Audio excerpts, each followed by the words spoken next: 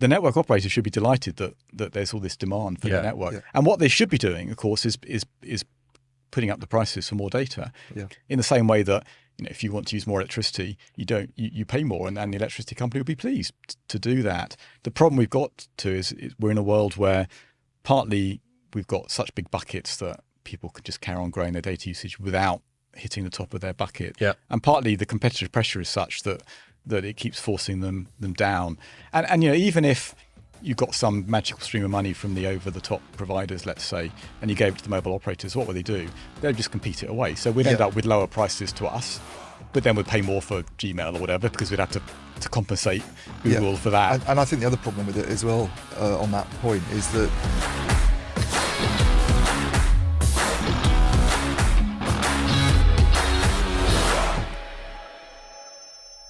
Hello and welcome to another Telecoms.com podcast. If my voice sounds a little bit deeper than usual, it's because Ian and I were out. We went. Surprise. Well, I'll get into it in a sec because we've got a guest and I don't want to bury the lead. Yeah, surprise, says our guest. We were out, and cut a long story short, I ended up crashing at Ian's house, and then we got a pizza and we watched Black Mirror till 3 a.m. Yeah. Which episodes? Just one, the USS Callisto. The Star Trek-y one. With Jesse Plemons. Yeah, I was just talking it up to Ian and wanted him to watch it. That's a good one. And if we'd stayed up later, we were going to watch Nosedive, the one with Bryce Dallas Howard in it. Yeah. Or the Chinese, the social credit system sort of one. What's his name? Jesse Plemons. He's married to Kirsten Dunst. Yeah. Anyway, but I'm being rude. We've got a very special guest, and I've introduced him. He's a returning guest, William Webb. How many times do you think you'd be on the pod? 4 or 5, I reckon. Go on, so you're one of our regulars. Yeah, because you came on it really early, like in 2017 or something like that, I think. Sounds about right. Yeah. Back when we were doing it in Maple House. Yeah. So you were a proper with the anechoic chamber cones on the wall. And that's right. Yeah. I think that's when we first started drinking on the pod. Actually, put a pin in that. Do you remember when someone left a bottle of JD in the studio and we just went, might as well have a go at that. But I think the drinking became a bigger thing during lockdown because we couldn't go to the pub, so we could have a couple of beers on the pub and cheer ourselves up. So now it's gone full circle. And one of the good things that came out of the lockdown. William's not a big beer drinker. Ian and I kind of hungover and tired. So we thought, do you know what? We're not going to drink either. So you're setting a good example. Before you know it, I'll be cycling around the country like you. Look, we're just drinking water, aren't we good? Aren't we growing as human beings? Yeah. So that's that. And so, William, it's great to have you on again. There's always good reasons to get you on because you're, to people who perhaps don't remember you being on before or don't know about you, you're a very experienced telecoms expert, academic. What's your day job these days? I work for Access Partnership, a consultancy. I'm the CTO there. Right, okay. But then the other thing you do on the side is self-publish. Indeed. So here we are. We're like a proper podcast when people come on when they got a book to plug. Yeah. So William's just self-published a new book called Emperor Ofcom's New Clothes, How the Market Approach to Radio Spectrum Failed the Country's Mobile Infrastructure and How to Turn It Around. So we're going to find out all about that. So just to frame it, so that'll be our first main segment, talk about that, and we'll almost certainly go off on various other sort of regulatory tangents. Then we're going to talk about 5G, specifically what's the point of it, and in a minute I'll sort of frame that a little bit more, and then we're also going to talk about Open RAN because Ian's written one or two things about it this week that we think is just for a change. Because Ian's just a fucking one-trick pony. No, only joking. I say that with affection. Coming that way. And so we can talk about that. And we might, if we've got time at the end, talk about enshittification. And if you don't know what the hell that is, then you're going to have to hang around for a couple of hours. So the reason Ian and I stayed out so late is that we hang out with Ericsson yesterday. They had their pre-Mobile World Congress thing that they always do about a week before Mobile World Congress, and it's great. They put on a big spread. This time we were in County Hall, and they have loads of journalists and analysts and general dignitaries there. And then we went and hung out. A special shout out to Jerry, who's still in London right now, Jerry Lee, who works on the comms side of Ericsson, and we're all good mates with her, and she's really good fun. She hung out with us till the bitter end, and then we also saw, it was Ilyana and Adam, was it? Yep. Yeah. So shout out to all of them. They were leading us astray till about midnight. We went to a BrewDog place, and you can buy these pillars of beer, and then you just bring it over to your table, and you got your own little tap. Okay. It's a column of so you don't drink from the column. It looks like one of those things like you're doing a yard but there's a tap at the bottom. And it's funny actually, because we generally, if we were drinking, more often than not, we're drinking BrewDog Hazy Jane, it's called. And Jerry went up to order this stuff, and she was going, I'm going to get Elvis juice. Now this stuff's knocking on 7%. No. It's about 6.5% Elvis juice. Yeah. So good. And I was like, Jerry, don't do that. Yeah. It's all going to go horribly wrong. And thank God. Yeah. And I got at the 11th hour to change it to Hazy Jane, if my hazy recollection serves me right. So thank God, or we'd be feeling even worse. Yeah. I'm more just knackered. We only slept for about 4 hours, didn't we? Yeah, we might not have been eating pizza if we'd been on the Elvis juice. No, or just keeping it down. Would have been a kebab. So we're going to talk a little bit about that, but we're also going to keep our powder dry a bit on that Ericsson event, partly because William wasn't there, and partly because next week we're going to be recording our pre-Mobile Congress pod early with a special guest, Dean Bubley, who was there. So we'll chat to him about it a little bit more. But that Ericsson thing is informing the what's the point of 5G question, which we'll do as our There's quite a lot that came out of the Ericsson thing, isn't there, really? Yeah. There's sort of 3 or 4 different angles, I think, at that. No, loads of stuff to think about. Yeah. So that's that, really. Have I got any more bollocks to talk about before we get into the meat of it? Have you been anywhere else this week, apart from my house? No, actually, I'll be fighting up a bug most of the week. Yeah. Yeah. No, sure. And I've never crashed it. I've never been to your house before. It's quite amazing that you've never actually crashed in my house. All the times that we've been out late and you've almost... I've just somehow winged it home. Yeah. I mean, in my defence, I could have got home. It was about midnight. Normally the trains run till about 1:30. Yeah. But I just looked at the train thing and I'm like, nah, it's not going to happen. Yeah, I mean... Yeah. So it's either crash at your house or a park bench. Yeah, or sit in a train station all night, which is not appealing, is it? Yeah, or spend a ton on an Uber, which I've done before. Yeah. But there we go. So yeah, all good fun. It's just going to confirm people are going to think that these two are hanging out with each other far too much. But at least you know now that you've got the option of doing that. I do. Because my oldest son's never there, so there's always a bed. Yeah. Well, that's dangerous to know, isn't it? Yeah. So look, that's enough talking bollocks, isn't it? We'll get straight into it, and I think I've obviously said the title and the stand first of your book, but I'm gonna pass the ball to you, William, and just say, could you start at the top and just sort of summarise what the essence of the book is, and then we'll drill down into it a bit more. Yeah, sure. So the genesis really is the observation that mobile networks are not really where you want them to be. So if you ask pretty much anyone, what do you want from your mobile phone? They will pretty much always say, I just want it to work everywhere. Anywhere I turn it on, I want to be able to do WhatsApp, watch a video, whatever. Not many will say, I want it to be 200 megabits a second, or I want to have super low latency. They just want it to work everywhere. And actually, the Daily Express earlier this week, its sort of banner headline on the front page was, mobile coverage in rural areas sucks or something, and they had like a 2-page spread on it. So, this is a real issue. Express. Yeah. I didn't actually read the Express. Yeah. You don't strike me as an Express reader. No, I was just like watching the headline type. Just caught your eye. BBC type. So, it's a real issue. And coverage improved quite a lot till about 5 or 6 years ago, but then it's more or less plateaued. I mean, there's some initiatives that are gradually extending it, but by and large, it's not getting a lot the only better. Anecdotal one I'll say is when oh dear, I haven't put my phone on silent. I'm just going to do that now. When I get the train, when it's running, and I don't have to crash home my mate's house, it goes underground. The train that goes from Hitchin, where I live in Hertfordshire, it goes all the way to Blackfriars and goes underground. And I've noticed that in the St Pancras bit, that used to be no coverage, and they've obviously put small cells in there now. Yeah.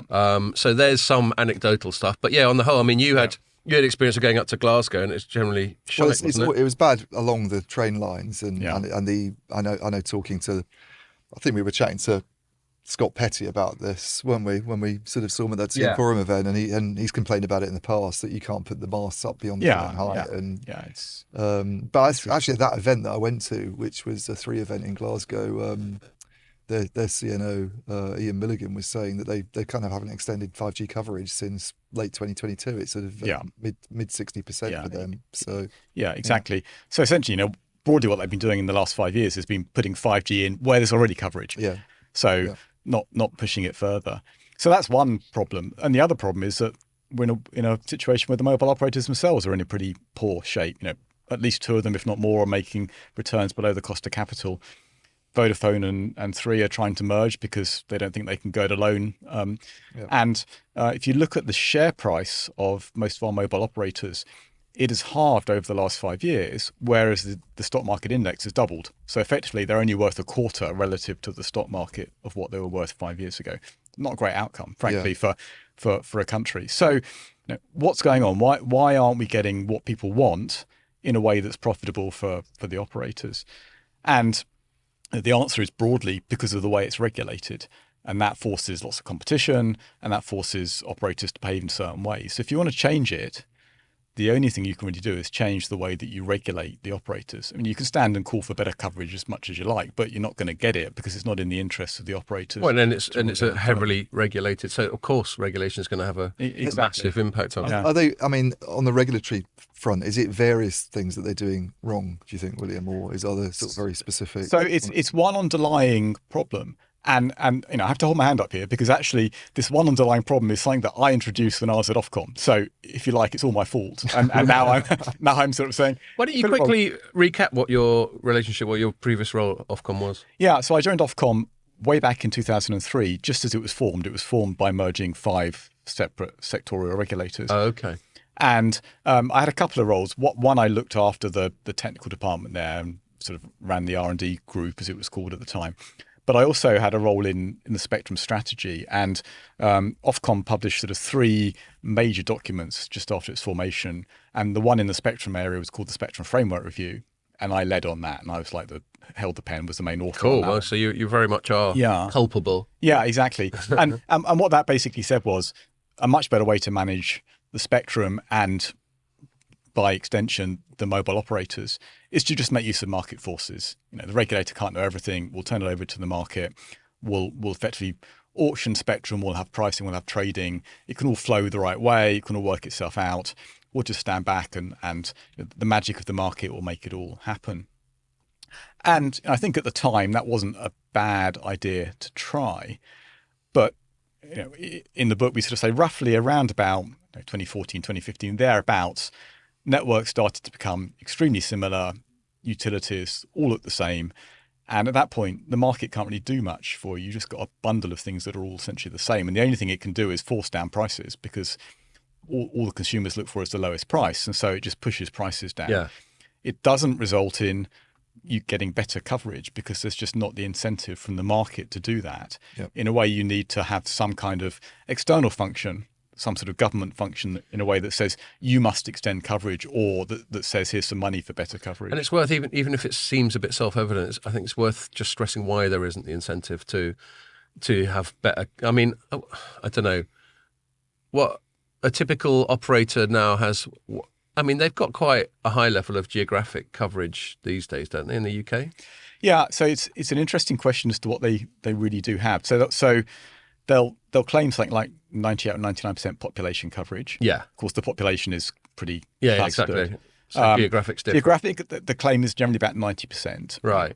So that's pretty good, isn't it? Yeah, but that's outdoors with the lowest possible signal level outside a house.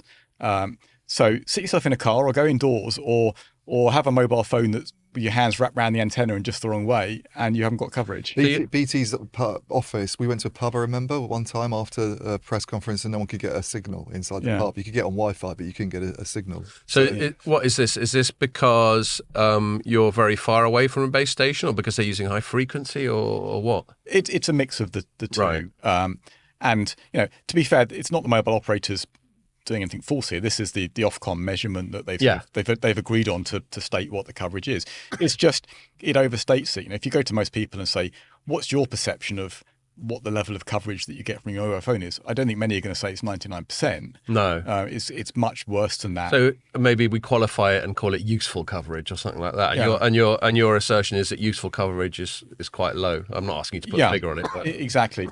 And what we say in the book is actually what you really want to be able to do is you want to have the impression that you've got as much bandwidth as you want. So you want to watch a video, you want to do YouTube, whatever. It just works regardless of where you are and regardless of whether there's other people in the cell trying to do the same thing at the same time. And actually, you don't need a lot to do that. 10 megabits per second is more than enough for all that stuff to work. So we're not asking for hundreds of megabits a second. It's just kind of saying you need a few megabits a second available pretty much wherever you go.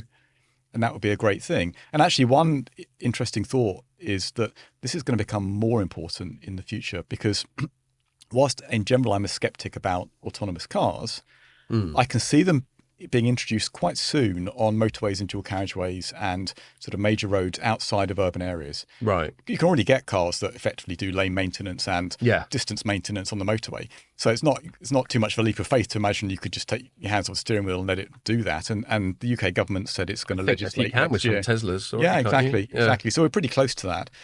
So it won't be too long before drivers are effectively able to drive the car to the motorway or whatever. And at that point, they can then take their hands off the steering wheel. What are they going to do? They're going to watch videos. They're going to have a Teams call, something like that. Yeah. They're going to need a lot of bandwidth in rural areas where it's not that strong. So actually, the demands are going to go up. But at the moment, we've got no real process of improving those networks in those areas. So your pitch is we need more bandwidth so people can watch videos while they're driving. Yeah. Teams calls, productivity. Yeah. Okay. And so... Yeah, so the market, you're saying the market by itself, as it's currently regulated, is still going to leave us with lots of not spots or perhaps just areas where it's a bit shit and it's not very useful. Yeah, it's not really going to change much of what we've got today, essentially. Yeah. We've got to the furthest point that the market will take us. So what the book says is we need to find ways that we can effectively create the right incentives to do more. So as a simple example, the mobile operators at the moment have to pay something called annual license fees each year to Ofcom for the continued use of some of their spectrum. That's about, across all the four operators, that's about £330 million a year. Now, we reckon very roughly to do the sort of coverage we're after, using some interesting new techniques like tethered balloons, might come back to those in a bit, you need about £3 billion. So that's 10 years worth of these. So if you just divert these fees, you say to the operators effectively, look, you can keep those as long as you use them for the purposes of improving coverage, then over a 10-year period, you'd end up with pretty good coverage across the whole country. So it's those kind of things. It's effectively allowing the regulator to be a bit more directive rather than just saying we can't do anything because it's the market. And if the market doesn't want more coverage, then we're not going to do that. Yep. To actually intervene. And they do intervene to some degree because a lot of auctions have got coverage obligations on them, which is already an intervention. A purist would say you don't do that. You just simply auction it and let the market decide on that. But the problem with that is it's really hard to set a coverage obligation that's stretching without threatening to break the auction. You set it too high, nobody wants to buy the spectrum. So you tend to set it too low, in which case it doesn't actually achieve anything. So that hasn't really delivered. So it's those kind of ideas. And in the book, there's a whole sort of suite of different things you could do that don't require any more government money, but effectively allow the diversion of funds that are sort of appearing in other places to improve the overall coverage and quality. Is there an argument that auctions themselves aren't necessarily that in terms of these auctions where the 3G one was the ridiculous one, wasn't it? 22 billion or whatever, and it was really high in Germany, but they've obviously not been at that level since then. But maybe it'd be better just to say you pay some kind of token fee and then you're held to things like not the sort of very vague do this and you can claim to have a signal somewhere and therefore it's 90% coverage, but actually do it in a more sensible way, and you have to make sure that when you go into this pub, you can actually get on your phone. So what we suggest, and it's not a new idea, it's not our idea, we're just repurposing it, is you can actually do what's called a reverse coverage auction. So Ofcom says to the operators, tell us how much coverage you're going to deliver. And the one that says the most gets the spectrum. So they don't have to pay anything to Ofcom, but essentially they incur an implicit cost of delivering that coverage. So it forces the operators to all think, how can I be innovative? How can I be inventive? How far can I push the coverage? Yeah. And one of them says to Ofcom, I can add another 5% of the country, and then one says 4% or whatever, and the one that says 5% gets more spectrum. There's no money taken out of the operators, but effectively the money they would have spent on the auction is inherently redirected towards delivering more coverage. And it's those kind of things that effectively just different ways of doing it. And this isn't radical. It doesn't actually require any new legislation. Ofcom could do it right now if they wanted to. It would be helpful if government, DCIT as it's called, were to give them a bit of direction and say, we'd like you to go down this route. But actually, this is not something that needs wonderful new technology or anything particularly like that. Well, a minor tangent here, and I gave you a heads up of this when we were chatting on email prior to this. I've got a bit of bee in my bonnet about Ofcom right now because all the government seems to want them to do is censor the internet rather than do all the stuff that you're talking about. And in a way, you sort of wish they'd go, all right, if now you're going to be like the speech police, well then just be more hands-off and do a few of what William, and we should say it's co-authored. And I'll invite you in a sec to tell me about your co-author. Yeah. Do a bit what they're saying, just be a bit more laissez-faire or whatever, and then you can get on with telling people off for thought crime on Twitter. Yeah, and it's an interesting change, and in a way it reflects kind of what's happened with society and the internet. So back when I was at Ofcom 20 years ago now, there wasn't any policing of the internet as such because it didn't need policing, and we didn't really have social networks or anything at that time. There was a bit of spam and stuff, but there was nothing much that needed that. But it was a world where mobile networks were still relatively young. There wasn't any fiber networks to speak of. There was a whole load of stuff that needed doing on the networks. And we've kind of moved to a world where, to some degree, the networks are in pretty good shape, mostly done, apart from these kind of coverage issues. But we've now got all these bubbling kind of issues that are happening around social media and so on. And Ofcom's actually had a direction from government that it's got to look after. And I should say, while I get all stroppy about the censorship, at the core of this new Ofcom responsibility is obviously very worthwhile stuff like protecting children from exploitation and from sort of mental health threats and that sort of thing. But it's obvious already that the remit is extending to policing adult behaviour, and basically mission creep beyond that, and that's where I object. But at the core one, obviously that's fine. But this is the problem: you open Pandora's box. You might start with a bit of regulation or legislation or some degree of restriction in a good cause, but it almost inevitably creeps, and that's where it annoys you. And they've increased their headcount by about 50%. Oh yeah, so it's not like they're moving people from that to this. They're hiring a whole new tranche of people. Exactly. Ofcom during my tenure dropped in size as it kind of consolidated these other regulators and kind of got stuff under control.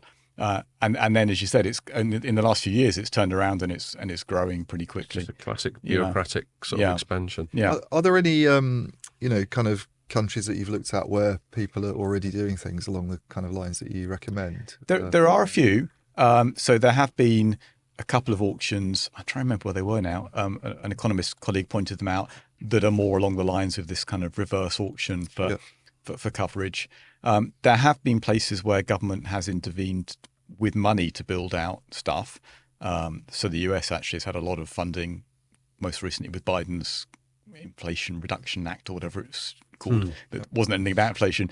So so there have been places where that's gone in, but I'm not holding the US up as the perfect environment. So bits of this have been tried in various places, but I don't know anywhere that's actually kind of said, this is our focus now. Our focus is to finish the job and to get ubiquitous networks everywhere through regulation. And the hope is that this is clearly targeted specifically at the UK, but the issues I think are pretty consistent across many countries. So hopefully it'll be picked up and thought about elsewhere too. So you might have already touched on this, but you said that in your book, you recommend a bunch of different things. Yeah. But would there be, if you had to identify one, the single most sort of impactful thing that you recommend, could you? I would say it's tethered balloons, which people sometimes laugh at. And the history of balloons has been pretty poor for mobile coverage. And people may remember things like Google Loon that was going to fly across Africa and such like. So the problem with covering rural areas is that you need a lot of masts because they're typically mountainous. And yet it's really hard to find places to put them because they're areas of outstanding natural beauty and all this other kind of stuff. And it just gets very expensive and very difficult. And the shared rural network, which is the UK's kind of initiative to try and improve things, has been slow, and I think in part because of the difficulty of getting hold of these masts. But if you get a helium-filled balloon, and it doesn't need to look like a classic sort of big round balloon, it can look like more like an aeroplane wing or something, so it's more stable in flight. You fly it up to about 1 kilometre on a tether, a cable that's strong, but also allows you to have power and fibre going up it. Then you can see a long way from 1 kilometre up. Yeah. So your radius is about 40, 50 kilometres, which if you do the maths means you effectively replace about 100 terrestrial cells with one of these balloons. So although a balloon itself is more costly than a terrestrial cell, the overall ratio is about 5% cost compared to doing it terrestrially. So you could actually materially reduce the cost of doing this and speed up all of these issues with sort of approval of sites, because you don't need many sites, and you don't have to be too picky about where the site is. It doesn't have to be on top of a hill. It can be pretty much anywhere that's convenient. And that sort of thing, I think, could actually change the economics and the practicality of delivering really good coverage across multiple different Is there something stopping them doing that now? Not particularly. There's at the risk of sounding like a bit of a dick. Why hasn't it happened? Why hasn't it happened? And if it's not a regulatory thing, why is it one of your recommendations? Yeah. So there's been a whole load of different attempts to do these kind of things, and they're often come under the name of HAPs, high altitude platforms. That's right. That rings a bell. And some of them are like drones with enormous wingspans covered in solar panels that can sort of fly around for days and so on. Some are balloons and some are other things. And to some degree, it's horses for courses. So some will work better than others. I think it's partly that the time for these things has only come now because there hasn't really been the need for them, because people haven't been looking at really doing this sort of rural coverage. Partly there hasn't been the economics to do it. So even with a balloon, it's still not economic probably for a mobile operator to roll out in a rural area. So until something changes, like some of these government incentive type redirection of money, the operators aren't going to buy it. And I think that's what's been stopping it, the fact that actually the operators weren't interested in buying these things before, because even though it reduced the cost of coverage, it still wasn't worth them doing it. So that's like back to your subhead, that's the market approach. Yeah. It's pure market forces don't incentivize this ubiquitous coverage that you're saying. Yeah. Because by and large, most people just base their buying decision on the cheapest price. Your contract comes up for renewal. You have a look at each of the operators, you decide how many gigabytes you want and what phone you want, and whichever one's the cheapest, you go for it. Because most people assume that the operators are all much of a muchness when it comes to coverage. And it's too difficult to work out which one's best unless you bought 4 phones, one from each operator, and carried them around for a few weeks. How are you going to do it? Yeah, I mean, we're the recipient of a fair bit of sort of marketing and PR from operators every now and then, whether it's someone like, I don't know, Root Metrics or OpenSignal or someone's, there'll always be one that they say we're the best. Yeah. But it's always, I think nearly all marketing to do with telecoms has become a little bit sullied because they've overdone it. There was one story I wrote this week, actually. Openreach announced that they are launching 2 new services that are positioned at 1.2 gigabits per second and 1.8. Yeah. And this is partly in response to Virgin Media announcing a 2 gigabit per second one. But consumer services. Consumer services, yeah. And the Virgin Media ones, you've even got a symmetric option. So you got 2 gig up link. That'd be handy for people like Pierre. But the thing about it is, and the reason I bring it up is, of course, they talk about 2 gig, but the chances of you actually getting 2 gig in practice are tiny. And I actually commended OpenReach and their thing because they sort of admitted it. Yeah. And they called their 1.2 gig one true 1 gig, and pretty much admitted that their current 1 gig one averages more like 900 megahertz per second, Did they megabits use the per up second. to words? Well, exactly. So it's things like up to, and all these sort of woolly, disingenuous, semi-lying claims. It should be the other way around, shouldn't it? It should be from, at least, not up to. At least 1 gigabit per second. Not exactly. Up to. The marketing's just very bad. Yeah, and it hits your Wi-Fi router, which can't go anywhere near that fast, and yeah, that's good. What's the point? Some can, but not many. I find it. I mean, it's a bit of a tangent, but I just find it interesting that Virgin comes out with this offer, and then BT sort of OpenReach responds this way, because you're sort of thinking, well, they have the capability to do it for ages, but you're not doing it. Are you kind of, throttling the line? I mean, they presumably haven't just put a few more boxes in place to allow them to go up to this. Well, part of it would just be all that stuff that I'm a bit ignorant on, and I should be better as a telecoms journalist. All the ponds. Yeah, I know, but they must have done this and not just sort of thought about it in the last couple of the timing's a bit weird. It's just a week after the Virgin thing. I mean, typically you can do it with an upgrade of the kit at the far end of the fibre, essentially, to light up a few more wavelengths, as they're called, or something like that. So you don't have to put new fibre in. You just upgrade that. It's what is it? XGS PON, the 10 gig PON, isn't it? And then we go to 25G. But if you talk to the guys who sell the equipment, and Nokia is a big player in that market, obviously, and their story is very much, once you've done the civil engineering and you put the fibre line down, and like you say, you're just sort of changing the boxes at either end. I think they're even saying the more basic equipment, it's now kind of software upgradable. Yeah.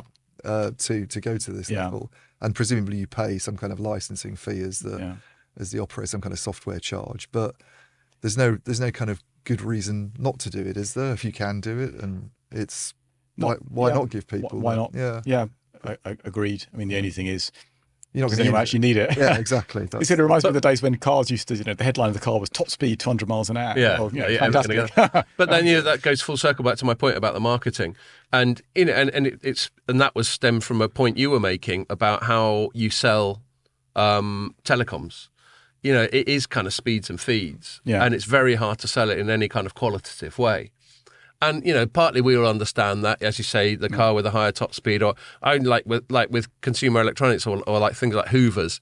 You're going to buy a new Hoover, and you go, oh look, that one's 1,000 watts, and that one's only 900 watts. The 1,001 must be better, or is actually that power is sort of not necessarily useful. Yeah, I mean the other thing on the sort of speeds that they're not really necessary, but the ease of doing it once you've dug the fibre and you can do it, and the fact that it's relatively low cost, that's the pitch to me. So getting it back onto regulation, this whole, which we've corresponded about, this whole fair share discussion, that all this capacity on the network's killing us, and it's forcing us to make these expensive upgrades. It's kind of really bogus, I think, because the job is really the actual putting the fibre lines in. So it's certainly bogus for fixed networks. Yeah, because you're not sharing capacity. You've got a fibre to your own home, and essentially you've got pretty much unlimited capacity on that, and however much data you send down, it doesn't affect things too much. I mean, there's a tiny impact on the core network, but it's pretty minimal. It does have an impact on mobile networks in that you're sharing the capacity. So eventually you top out a base station. So there's some justification that more traffic generates more cost for mobile networks, but I don't think the answer to that is to force the over the top providers is to give some money. It's a bit like saying to J.K. Rowling, each time you write some books, you have to give some money to the bookshops because they can't cope with all the people that come through their front door. Totally. Yeah. But that's good. Actually, we might as well sort of continue down that little tangent, because one thing that is sort of semi-relevant to your, to the theme of your book and what we're talking about now is a story by Reuters that we journalised. And for people who never heard that term before, that's a sort of in the weeds journalistic term. Journalism, like with the CH, is basically re-reporting someone else's report. And it happens all the time, and it's fine. It's perfectly legit as long as you're transparent about it and don't try and claim it's your story. And so we were journalising this thing from Reuters. So I'll just go straight to the source.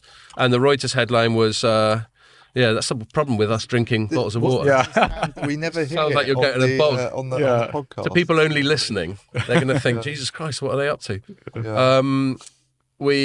So the headline from Reuters was EU mulls easing merger rules for telecoms, big tech to help pay network costs. So the bit after the comma is obviously a nod to their fair contribution thing, which for people who, God knows we've gone on about it enough on this pod, but just to recap very briefly, is the argument that since just a few companies like Netflix and YouTube account for nearly all of the data traffic over networks, it's only fair that they pay for the cost of building and maintaining those networks. And we can get into that. I don't think there's going to be too much debate here because I think we're all sceptical about that. But but that's the argument, and obviously it's telcos that are making that argument, and they're basically saying, "Look, can you just get Google to give us some fucking money, please? Because they're loaded and we're skint." Is more or less what they're saying. But then so the reason this is sort of semi-relevant to what you were talking about is it's a call for regulatory reform. Yeah.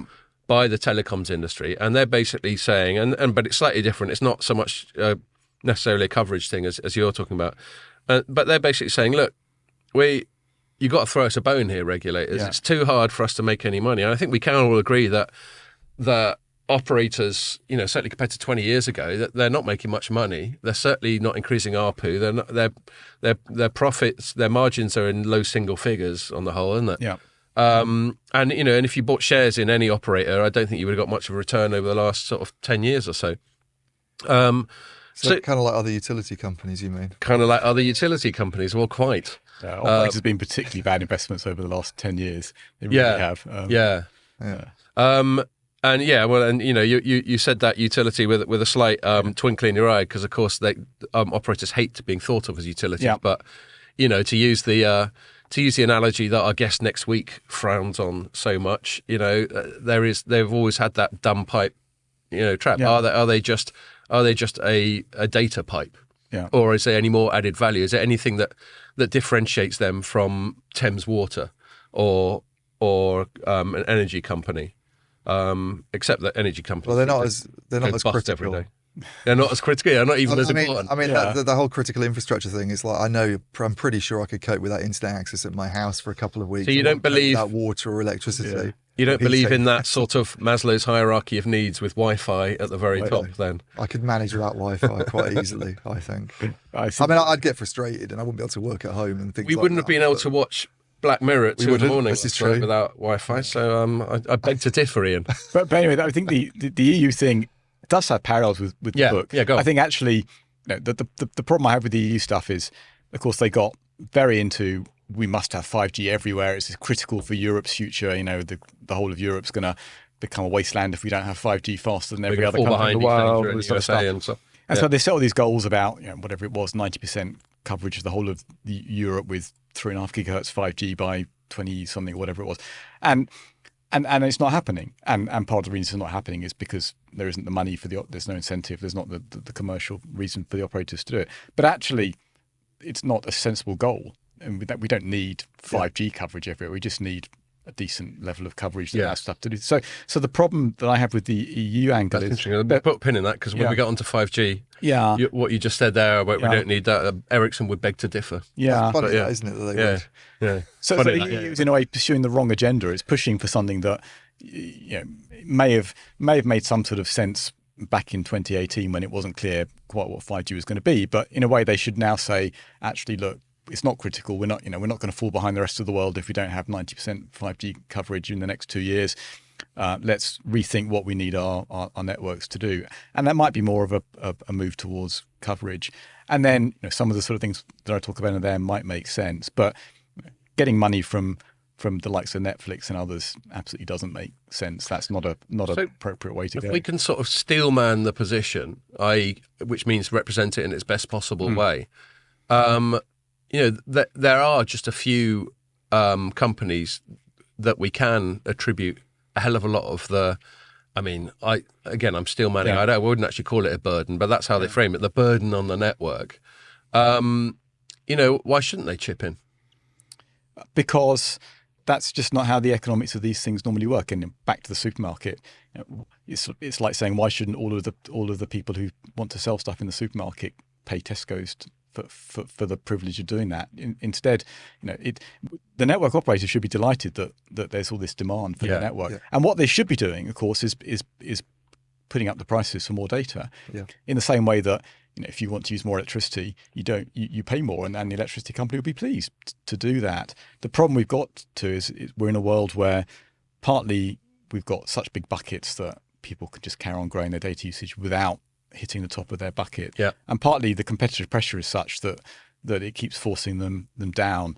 And even if you got some magical stream of money from the over-the-top providers, let's say, and you gave it to the mobile operators, what would they do? They'd just compete it away. So we'd end up with lower prices to us, but then we'd pay more for Gmail or whatever because we'd have to compensate Google for that. And I think the other problem with it as well, on that point, is that there seems to be this assumption that it's a revenue growth opportunity, which it isn't, because unless you do what they haven't done in the data world with consumers and actually do it on a sort of usage basis, it's going to be you pay us a certain fee each year.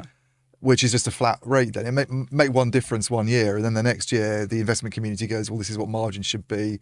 Prices get forced down again.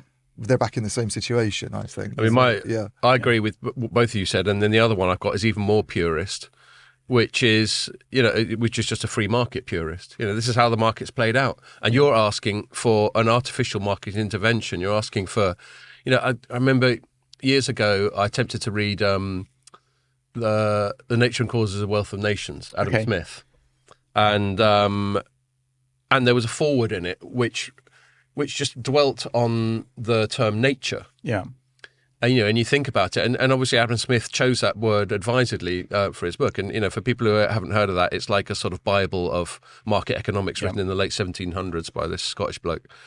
And that's his biography. Scottish bloke.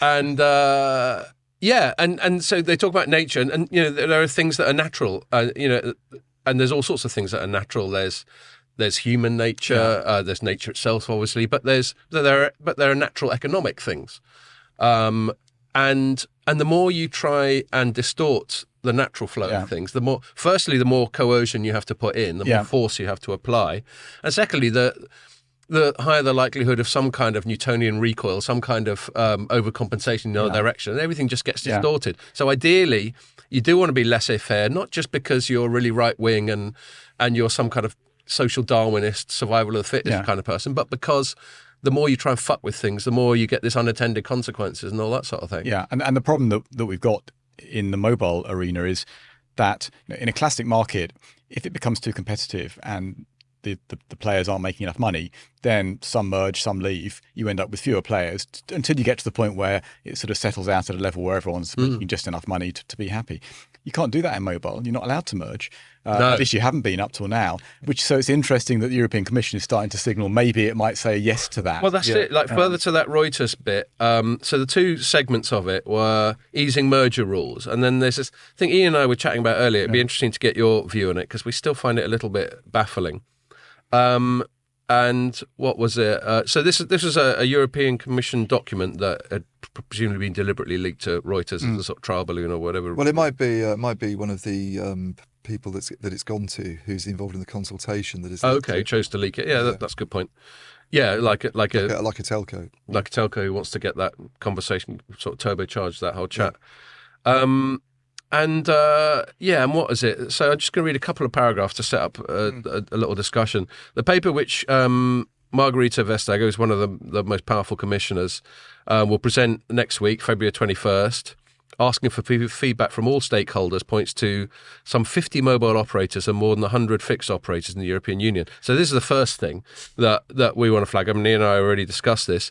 50 mobile operators, it's a bit disingenuous. I think it's very bad that they've sort of put that early in the story. It's very misleading because it would make someone think who doesn't really know this that you go to any bit of Europe and there's 50 networks in competition with each other. And it's not. No. Well, and also they're multi-counting the different country presences of the big operator groups. Yeah. So you've got, Vodafone in various countries, you've got Orange in various countries. Do they count as one mobile operator each? Yeah, well, that's what they will have done. Yeah. Well, otherwise it's the only way they could have got to 50, isn't it? Yeah. And there's 3 or 4 in every country, basically. Yeah. And then the second paragraph says, such a fragmented market, quote, along national borders could impact the ability of operators to reach scale needed to invest in networks of the future, in particular in view of cross-border services. I think that's nonsense as well because, Vodafone talks about this on its earnings calls, that it now has shared service centres and it does technology development for, this is a big strategic change actually, it was announced when Nick Reed was still there, that they used to have things on a fragmented basis where you'd develop services for a particular market in that market and roll it out in that market, and there might be overlap with what your Portuguese operation is doing, but they've very much moved to doing it. So all the sort of chip stuff, for instance, is done in Malaga, their involvement there, and then it gets sort of fed out to the other subsidiaries. So there is So you're saying that the market is already solving that problem all by itself? The whole point of the EU is that it allows you to, people who work for Orange France can move and work for Orange Spain without having to go through any bureaucratic hurdles. It's like moving from Alaska to California or something. And it's not as if each operator has to invent its own kit and then build its own kit, and therefore it can't get economies of scale. It buys everything in, which is on a global economies of scale. They really don't do much themselves. And so would, specifically. In terms of procurement, that's still done on a country-by-country basis, not like Vodafone procures everyone in the I don't think groups procure, I think, across multiple Deutsche networks. Telekom and Orange have a joint procurement effort anyway. They even do joint procurement. Oh, wow. Yeah, that was set up years ago. They've been doing that for a really long time. So these stories are incredibly like back to EE and misleading. I think it would be much better to say the area where I'm more sympathetic towards the telcos is this, what William was talking about, this we can't go down from 4 to 3 because there's something wrong with the number 3 and you're going to upset consumers and it's going to be too consolidated. I think that's where I'm a bit more sympathetic, which is kind of what's going on in the UK at the moment with the Vodafone 3 attempt to merge. And they have a fairly sensible argument from a competition perspective that they're not covering the cost of capital, and this would allow them to change that and to roll out networks more quickly and make some money. And I'm more sympathetic as a kind of reporter and an analyst. I'm more sympathetic. As a consumer, you obviously want loads of networks because you get better prices. But in a lot of the rest of the world, they've settled on 3, haven't they? Well, they even in the US, for God's sake, got 3. The US has got 3, and everybody go. People go, look at the US. It's such a huge country, and there's only 3 networks. But any area that you're in, there's still 3 networks. It's like it doesn't really make any difference the size of the country. It's like you still you have China's 3 companies putting. Really. It's 3, but the size of the country is a bit of an irrelevance because you need a lot more masts to cover it, and you need more people in shops to sell services. So when you get down to like the Channel Islands, then that gets a bit tricky because you haven't got enough. You're only buying 50 base stations, and quite a few vendors won't even come to talk to you for 50 base stations. Yeah, totally. So at that scale, there's an issue, but at the scale of the UK or something, or Germany, which is a really big country. Yeah. So do you think 3 is the golden number for mobile operators? I think actually it's a blurry number that's heading down towards 1. Exactly, and we agree 1's not ideal. That's a monopoly, and I think a duopoly. The problem with duopolies is it allows spontaneous cartel behaviour. All they got to do is price match each other. So I think you've got to have at least 3 to have healthy competition. So in the UK, in terms of networks, we've only got 2 because each of the mobile operators is paired up. So actually, there's 2 physical networks which often share masts anyway. And in the deep rural areas where we've got the shared rural network, it's 1 network shared amongst all operators. And on the London Underground, it's 1 network shared amongst all the operators. So we're in a world where in some parts of the country there's 1 network, in other parts there's 2 networks. And then have we got 3 or 4 operators? Well, if you count MVNOs, we've got loads of operators. So it's a really blurry number, and I think to say 3 is the right answer is the wrong way of looking at it now. Fair enough. It needs to be just a mix, and it's not 3 discrete networks. It's kind of, we need multiple ISP type entities competing. But sitting underneath that, it will vary. But this is because it's a long running argument, isn't it? This whole carrier neutral topic, and do we, you wouldn't build 3 train lines parallel to each other and say, even though some people might find that desirable because you do get the competition, and there are problems obviously with the kind of monopoly position of transport networks, but on the other hand, it seems crazy to try and blanket a country with 5G, and you're kind of replicating the effort rather than putting it all into 1 or 2, let's say, infrastructures and having it shared so people can sit on top of that. So I think it needs to be thought about quite carefully. But, and if you look at the fixed world, for a long time we only have 1 network, but we then effectively had structural separation, open reach, and then you had ISPs over the top that provided some level of competition. And then we've had a bit more competition come back in some places where fiber's been built and so on. But it's not been an effort to force multiple networks. It's an effort to kind of force competition where most appropriate. So I think we're already moving down that line, and it's worth reflecting that by allowing some of these mergers, but also just essentially allowing operators to cooperate in certain places where it makes sense to do so, but compete where there's enough. Can I just say, actually, there's a quite sort of spookily apposite bit of breaking news while we're on the pod, which is the Virgin Media's announced it's getting into the wholesale game. Okay. So I didn't know about that.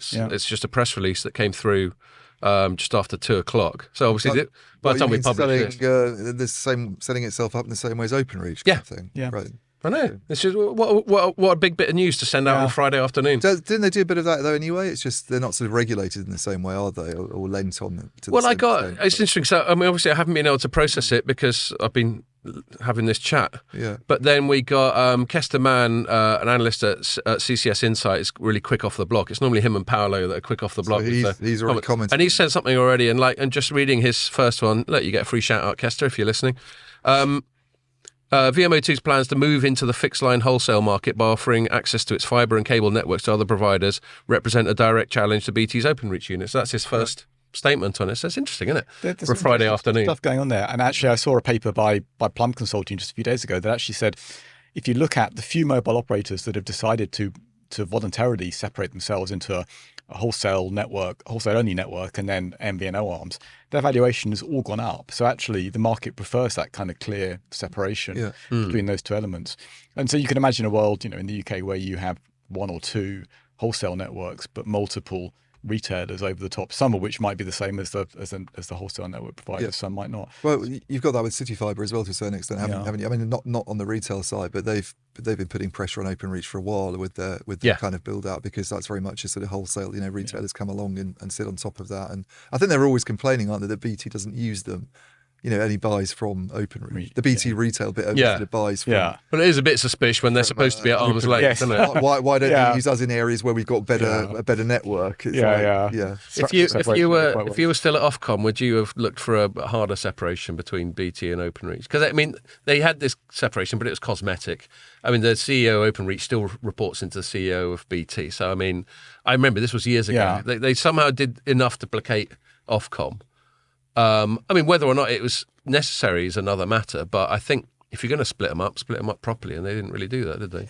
I think it's probably right. It wasn't my area, so I didn't delve right into the detail, but I agree. If you allow them to stay somewhat attached, then you're going to get behaviours that are very hard to regulate, where they might offer the same prices to everyone, but it takes them a bit longer to respond to a query from another customer and that kind of thing. I think they're probably less worried about it now, because at the time they were concerned that there wasn't enough investment going into fibre, and we've now got, I think, the fastest fibre rollout probably in Europe. I mean, it's gone from, we used to be at 1% of homes had full fibre connections, and it's gone up to something like a third within. Well, I think what OpenReach's figures are now, they're at 12 or 13 million homes passed or something. So and you add what CityFibre's done on top, and Virgin with its own rollout. I mean, I know there's overlap, but there's quite a lot of homes that are now sort of able to get these services, and even the sort of smaller ones that I mean, there's too many, aren't there now? It's gone to a stage where there's consolidation coming, because too many people have ploughed into the market. All the alt-nets. Yeah. Is the UK market, like for telecoms, and maybe split it into mobile and fixed, is it considered quite good, quite healthy? Are we quite well served, us Brits? I think we are in line with a lot of other countries, and to be fair, prices are actually pretty good in the UK compared to many countries, and in a way that's the problem we're facing. There's been too much competition. That's the European problem versus the US. The ARPU in the States is much higher, isn't it? It's like 3 or 4 times higher on average than Europe. Yeah. Although I mean, people do complain in the States that you don't get good signals in a lot of places, and I mean, it's obviously a vast country, and there's a lot of rural areas there that have people in them, but you wouldn't get a decent phone signal. I mean, the number of masts that the big operators have in the States is not that many, considering. I mean, I think Verizon's got. I got the figure from an analyst the other day, and they've got 90,000 sites. Yeah. You think about the size of the US, and think BT's got about 20,000. Exactly. So you think they need like a million or so, which is what they have in China. I think they have. It's more like the millions, isn't it? They've literally have a sort of base station on every street corner, it seems. But I've got. I'm going to move on soon, but I'm going to definitely hand the ball back to you, William, to sort of summarise and maybe flag up any other things to do with your book that we haven't mentioned yet. But just on that thing we were discussing to do with Europe and the regulation, they talk about. There's another quote from this thing. So they're always. I've always characterised it as this sort of battle of wills between the more consumer value. Prioritising Vestager against the more pro-business prioritising Breton, and they're two of the most influential people in this space. And this sounds, and this this paragraph from that report seems to sort of sum it up. The quote, the question arises as to whether cross-border consolidation, this is what I want to ask you about, is cross-border consolidation. I'm not even sure what the fuck they mean by that.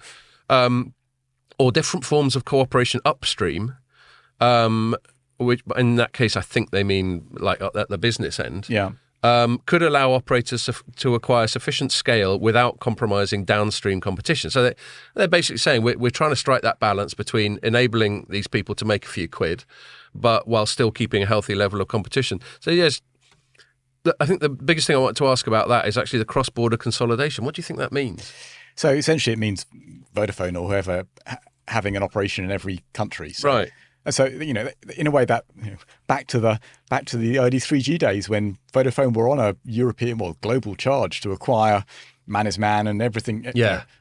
So we went through that approach and then actually didn't work out. And most of those global players ended up spinning back out lots of companies because it just wasn't particularly helpful to have that kind of consolidation. It didn't really buy you anything much. It sounds like a weird way of doing it. It's sort of overly engineering things, really, isn't it? You're almost forcing them to go into markets where they aren't and trying to structure things in it's a very top-down sort of almost Soviet way of trying to. Well, that's back to my point about the nature of things, and the more you got to dick about with the nature of things, the more you're going to get these unintended consequences. I just think a lot of this stuff's a real distraction from just look at M&A activity in particular areas and think about it in a sensible way without a religious. We need to have 4 networks, and I think that regulators as well. I mean, one of the problems I've heard CTOs talk about is just how, the UK, for instance, it can be quite hard to get planning permission and you can't put masts up above a certain height in certain areas and stuff like that, which can be quite country specific, is probably tougher, I suspect, in some European countries as well than it would be, say, in China. You don't want it maybe to go to the opposite extreme where you can just do anything anywhere and, disregard other people's kind of rights, property rights or whatever, just to get some sort of infrastructure in place. But they could probably be a bit more helpful in terms of. And there's always that danger of the red tape. The sort of the bureaucratic creep that I was alluding to earlier. My feeling is, obviously my natural instincts are for sort of light touch, laissez-faire type of environment. But I will always, actually back to Adam Smith again, he was the one who I paraphrase, but he had a quote about saying that people of the same trade, when they get together, are always going to conspire to rip off the public. That's one of his famous quotes from The Wealth of Nations. And that's basically his way of saying you can't have a completely unfettered market because people will take the piss. That's a direct quote. No, it's not. Yeah. Sounds like the sort of thing a Scottish bloke would say. Take the piss. If Neil McRae had written it. I do. That's one of my few impressions is Neil McRae, a shitty Scottish accent that I do. But I think that this whole EU thing seems to me grasping at straws. They want something that's unobtainable, which is this 5G 90% across Europe, whatever the actual numbers are, which is just bonkers, doesn't make any economic sense. They don't want to give up on competition because that looks bad. Yeah. So it's like, what straw can we grasp at now? I know, cross-border consolidation. And that won't work either, but they'll kick the can down the road for another year or two, and then they'll look at it again and come up with something else. Yeah. And then eventually they'll realise sooner or later that it's not working the way they wanted. But I completely agree with your characterisation. The one area where I think I maybe get it a little bit more, maybe it makes more sense. I'm not saying I agree with it or not. Is maybe on sort of spectrum policy, like an alignment of spectrum policies, but I think the problem there is it's considered to be a kind of national strategic asset, isn't it? So you'd have to sort of persuade countries to. It'd almost be a step towards a federal Europe to say we just have spectrum auctioned across the whole region and it's all in line from one country to another. But and there already is a fair degree of alignment, and there's bodies like CEPT, which is the European body for frequency alignment. And all the European countries have got the same frequencies for 3G and 4G and 5G and so on. And indeed has most of the world. So it's not as if different countries are going off doing radically different things. So the thing that gets the Commission annoyed is that they don't all do it at the same time. Some are laggards and some aren't. But so what? Frankly, actually being a laggard in the fight to the 5G game is a pretty damn good thing. You get a much better deal in terms of kit than if you rush it out sooner. That's a good segue. But before we exploit that segue, so we'll go full circle back to your book.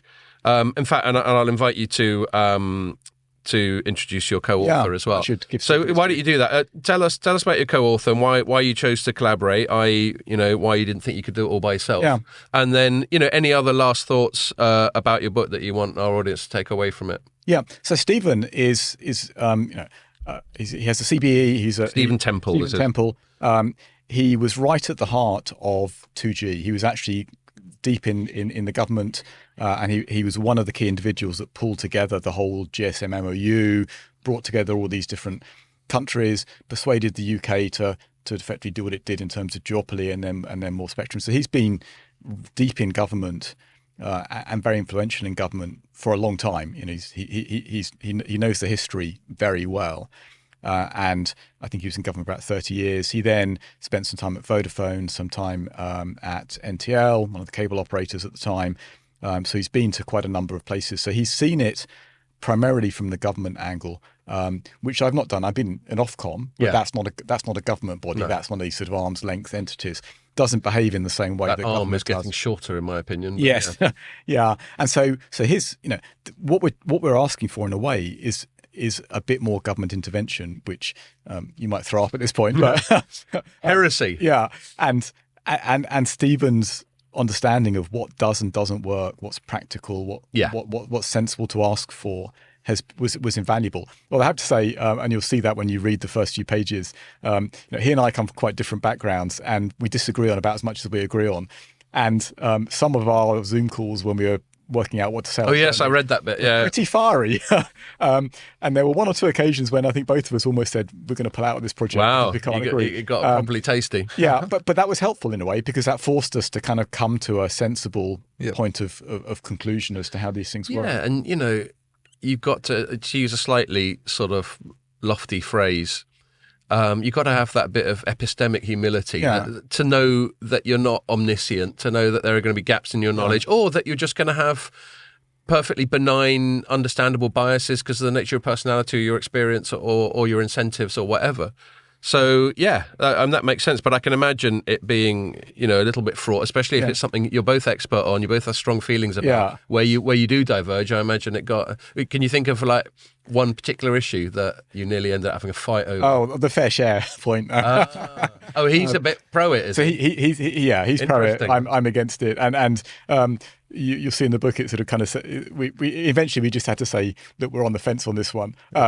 And sort of leave it at that. So, I mean, seeing as we spoke about it, are you able to very quickly summarise his best argument in favour of it?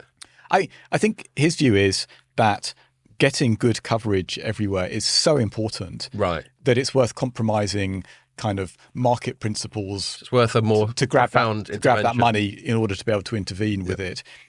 Whereas my take is it's that you can get the money from elsewhere, and that's just a step too far. But that's very much a value judgment, really. And, I think in that sort of spectrum, I'd probably be a bit more towards you than him, not just because you're in the room and he's not.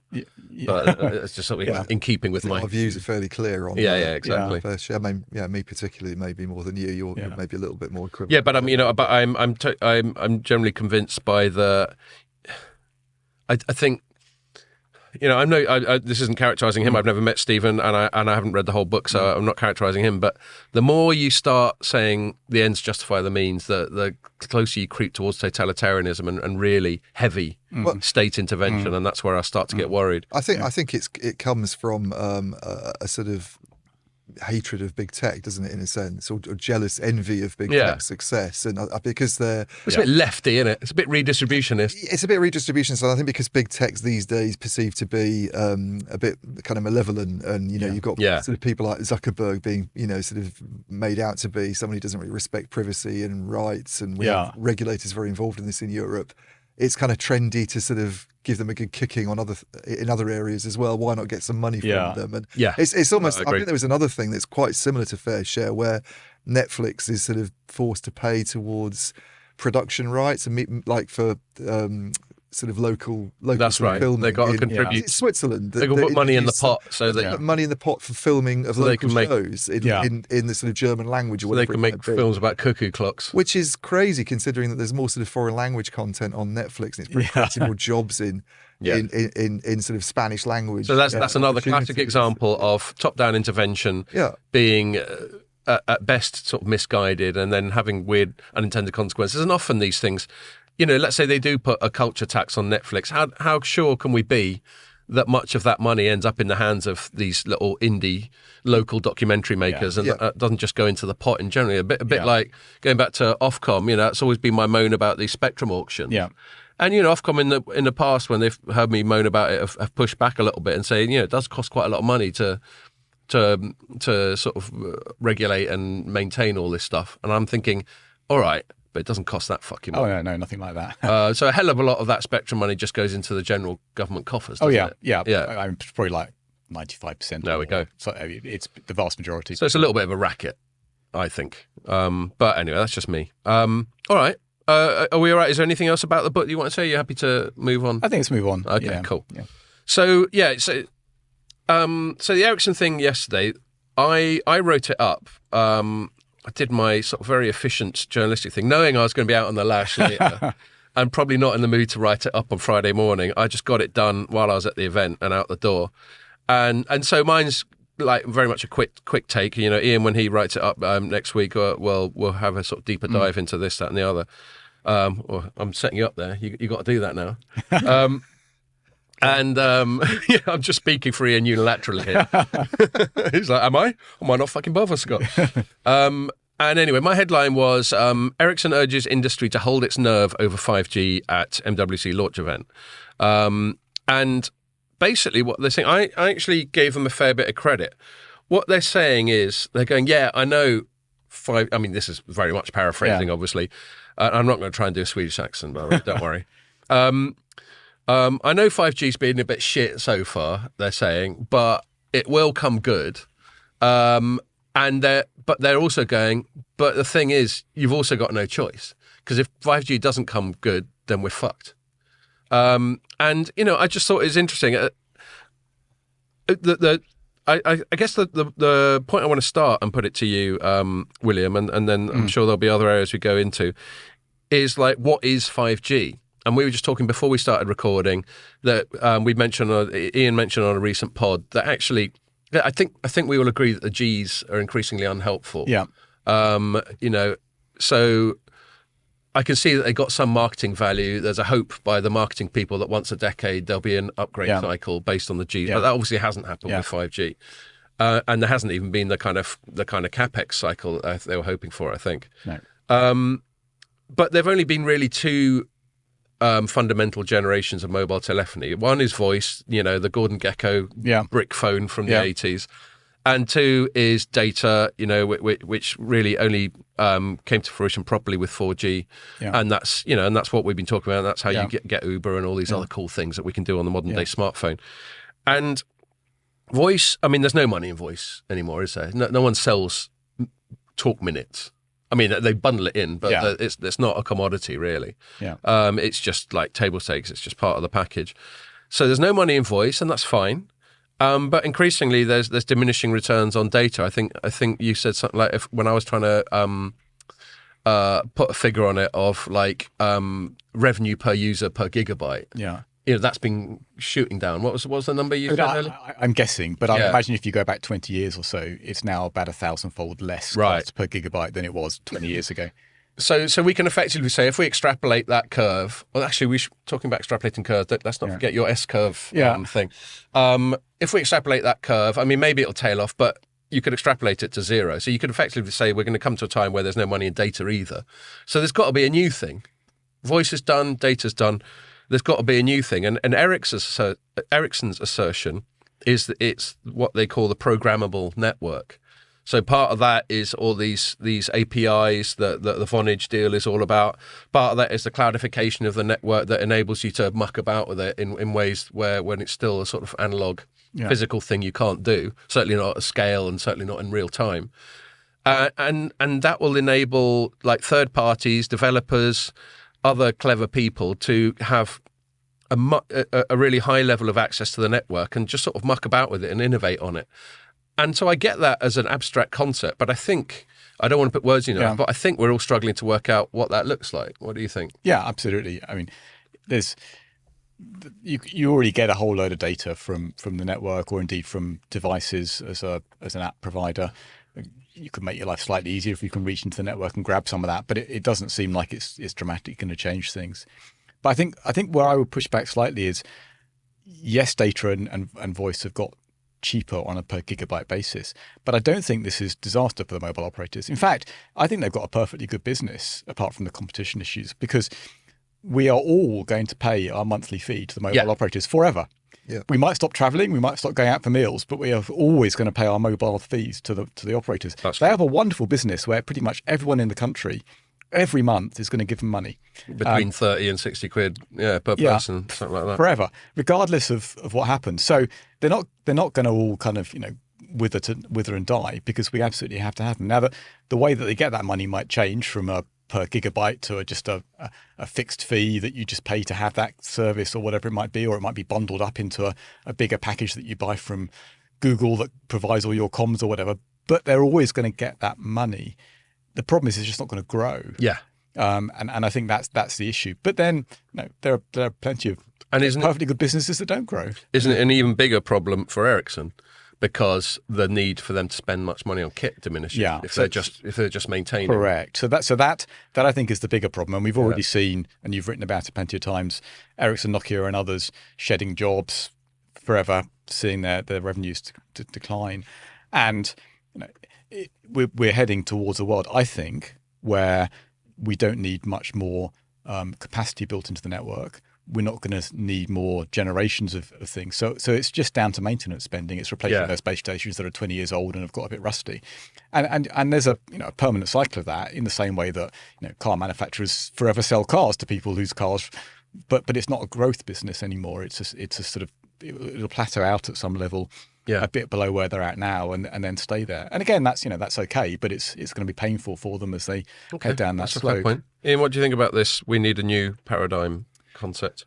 I totally agree with William, to be honest, on it. I think it's I don't buy into the APIs, this network exposure idea. I mean, for a start, I think this programmable network stuff is a little bit confusing. I think that they haven't quite got their ducks in a row. Their vision. Yeah, I just think that they seem to be conflating things, because they're talking about it on the one hand with regards to Open RAN. I know we can maybe talk about that a bit later, but and by that I think they really mean Cloud RAN, the idea that you can put your software, your radio access network software onto sort of general purpose processors and use common tools and computing languages, and that often gets called the programmable network by companies like Intel, because the idea is it opens the community up to more people to kind of get involved. But you're not going to sort of change your radio access network software on a daily basis. I mean, that stuff's going to be done still by Ericsson and Nokia, and it's going to be rolled out and probably not really adapted. So that's a very different thing from this sort of idea of opening up the core network APIs and exposing those to developers. And the idea is that you get people who might work for a Siemens or a car company or some other company that has some interest in quality of service on 5G, or knowing where location is. So a bank might want to know where its customer is at any moment in time to prevent fraud. And if these APIs are sort of opened and they can code for the 5G network and kind of take advantage of some of these features, then they can write better software, and they're willing to pay for that. This is the kind of and then there's that how do they pay for it question as well. Well, I mean, that's a bit confused as well, but I mean, the basic idea is that the developers will, I think, sort of pay money to the likes of Vonage and the operators themselves for these features, and how it all works is a little bit complicated. And I know there's skepticism within the investor community. And I did talk to somebody who I can't name because it was sort of on background, but someone who was at the Ericsson event yesterday, he was very much from that world, sort of equity analyst world. And I remember when Ericsson bought Vonage, and their whole justification was about these APIs, and he said they just haven't really explained it very well. And if you can't, I think I said at the time, if you can't explain things very well and clearly to financial analysts, then it's not really going to fly. It's like no one really quite gets it. Yeah. But I think William's point's spot on. They're just not, these features are just, to me, they don't seem that game-changing. It's not like you're putting data on a phone for the first time. And when I sort of found out about what 3G was supposed to be back in the late 90s, I was quite... I mean, people were still getting used to the idea that you could walk around on a beach with a phone back in those days. And then someone said, you're going to be able to get internet services on a mobile device. Like, really? I thought you had to be sitting in and do dial-up and everything. Yeah, exactly. Have the squeaky noise. This idea that, you'll know where somebody is, or the quality will be a bit better. Yeah. It's not very kind of exciting, isn't it? And I think they even... played it down at the Ericsson event. I seem to remember Nicholas, I can't pronounce his surname, is it Herveldop? The guy who's now in charge of that Vonage unit. The new Mo Green. He's sort of saying we have to start somewhere. I know some of these might not, I don't, I'm not directly quoting him, but he was sort of playing down the APIs themselves. They don't seem that impactful. So that we have to start somewhere. Bit as a big takeaway I got from it. Like I had a couple of one-on-one briefings, and one of them was with Frederick Yedling, who's their head of networks. He's basically their number 2, pretty much, isn't he? I think certainly on the technology side, anyway. Yeah. Him and Eric, I couldn't. Yeah, him and Eric, who was also there. And yeah. Again, I'm paraphrasing, and you can read my story for how I interpreted it. But they're basically going, we're not really sure how it's going to play out either. We're just saying that you've got to bet on this. And they're kind of saying, back to my point about the new paradigm, is that you've got to bet on this or we're fucked. Yeah, and I get that because I think they have to bet on it. They have to bet on it. Yeah, exactly. People aren't spending money on equipment, and therefore they're laying off thousands of employees, and their revenues are going down. And I think Omdia came out with, our sister company came out with some forecast in the last few days, or is about to come out with a forecast. As we're recording this, it's not out, but it will be. But hopefully will be on Monday, But it feels a bit to me like, I don't know, Boeing going to Ryanair and saying, you've got to bet on a supersonic aircraft, Ryanair, because where else is your extra revenue growth going to come from? Yeah, completely. No, I'll take the cheapest aircraft I can, and I'll sell my lowest cost service, and I'll make plenty of money on the back of it. Thank you very much. They're in a shrinking market, and they're not selling equipment, and therefore it's, can we sort of reinvigorate the industry? The idea being, if the operators can make more money from these APIs and these features, and they're valuable to developers, then their revenues will grow, and then they'll be more inclined to spend money on rollout. And Ericsson does very well, and we're all happy, brilliant. But unfortunately, you can't just bring something along and go because we need to make some more money. Interesting. It's like, it's just and they're going for a sort of build it and they will come thing, which is obviously very high risk. Sometimes companies do it very successfully. Like Steve Jobs famously, I think, said something along the lines of, our customers don't know what they want. It's our job to tell them what they want. But then he was singularly good at producing things like the iPhone and all that sort of thing. The Ford thing, Henry Ford said, if I delivered what my customer wanted, I would have given them faster horses. Right. There we go. So I think Steve Jobs took it. So it's not Steve Jobs sort of paraphrasing. Steve Jobs ripped somebody off, but I did it better. I think what's an interesting point is, go back to 2016 when I wrote the 5G myth, which is a long time ago now, and which you no doubt pitched on this pod as well. I did. I think twice actually. You had me back to talk about it. Right. Cool. But look at today. Yes, you were one of our first really strongly, expertly 5G skeptical guests. I seem to remember. So go back to then, and Ericsson and others were saying you have to have 5G and you have to have it right now, because if you're not in the forefront of 5G, it's going to be a national disaster. You're going to fall behind in every stretch. Fast forward to now, and they're saying, well, wait a few years, maybe this stuff might be useful. You never know. Hope for the best. It's quite a change in tone over that period in time. It certainly is. Yeah. And they, I congratulated them in my piece for being honest about it now. But you're right. I mean, the worst offenders when it comes to overhyping the Gs are obviously the marketing people or operators, especially American ones. They always jump the gun. But then America, they're known for being very aggressive marketers. But I'm sure the vendors were guilty of somewhat overpromising on it as well. So that's a good point. And what was that? Before we forget, so I think did you make a prediction about data traffic growth? Yeah.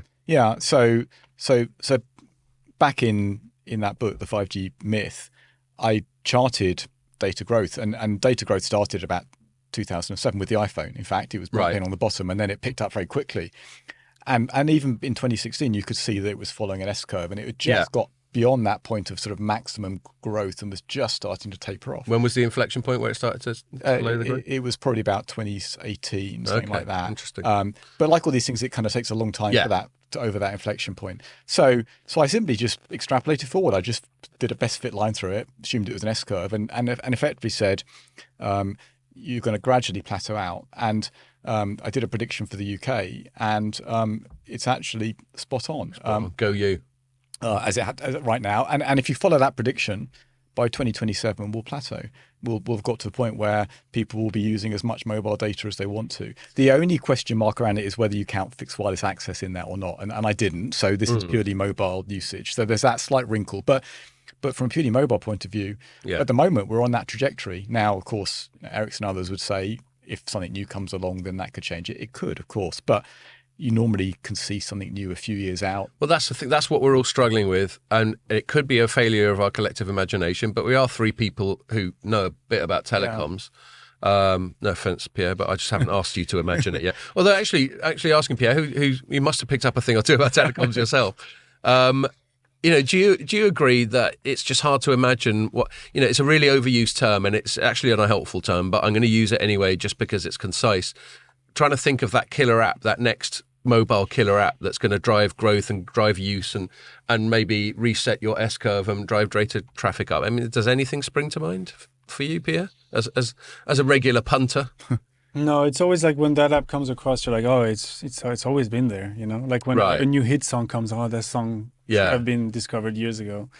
And the smartphones just seem part of the furniture now, but we forget that 20 years ago they didn't exist. I can see apps that drive data usage, but the trouble is I can't see them on cellular networks. I think that's the issue. I think we talked about this when we had Charlie Ashton on from Napatech about how much traffic is actually on cellular networks and how much is on Wi-Fi. And we were chatting about the Vision Pro before we came on, but obviously you're not going to walk down the street with your Vision Pro headset on, using it on a 5G network. You're going to be at home on the broadband, probably. Yeah. So a lot of these, like the virtual reality stuff that you can see requiring a lot of capacity. For now. Yeah, but I can't really see that changing because if you're in a virtual world, you can't be moving around, obviously, because the you're whole going to walk point in is that front of a car. you can see perfectly through it. That's the whole point. And then you see. But then you're not using a virtual reality app at that stage, right? You're just wearing them as goggles, or like Williamson, like an AR thing, which doesn't use as much. Need that much data. Yes, you can switch between the two. Yeah, but then you switch when you go and sit down again inside. So that's something we were just chatting about before we started, because I said the only kind of killer app I can think of is AR heads-up glasses. Everyone's going around with augmented reality specs, and then every little part of the world is having some digital extra information or some feature superimposed on it. But, your point there, William, that wouldn't necessarily be data intensive. No. So if they are true see-through glasses like the HoloLens was, then obviously you don't need to put the world onto them. You see straight through the glasses. So all you need to project onto it is a bit of text that says, this restaurant has got 5 stars on TripAdvisor. Yeah.